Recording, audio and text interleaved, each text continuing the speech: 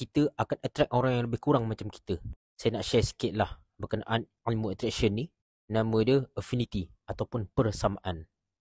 Kita ni ada kecenderungan untuk attract orang yang lebih kurang macam kita. Saya bagi contoh lah. Ada seorang ni nama dia Abu. Dia minat anime One Piece. Okay, dia pergi ke circle 1 ni. Circle 1 ni dia tak minat anime.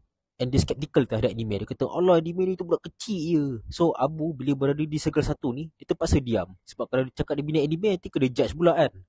Kemudian dia pergi ke circle 2. Circle 2 ni memang minat anime dan minat One Piece. So dia orang katalah minat One Piece.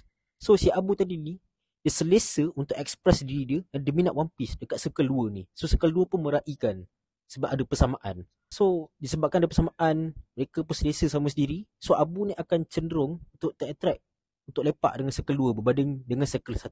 Sebab dia dah selesa untuk express diri dia. Nampak? Apabila kita ada persamaan ni, kita selesa untuk express diri kita. So ada kecenderungan yang tinggi untuk attract sesama sendiri. So kadang-kadang sales pun buat macam ni juga. Nama dia repo. Kita faham kita persamaan antara klien. Kemudian dia cerita apa yang sama, apa same interest sesama sendiri. Kemudian baru buat jualan kan. So sebenarnya dalam hidup ni tak kisahlah nak cari kawan ke, ada orang kata nak cari jodoh ke. Kalau kita nak orang baik, kita kena jadi baik. So ada kecenderungan kalau kita jadi baik, kita akan attract orang yang baik. Alright.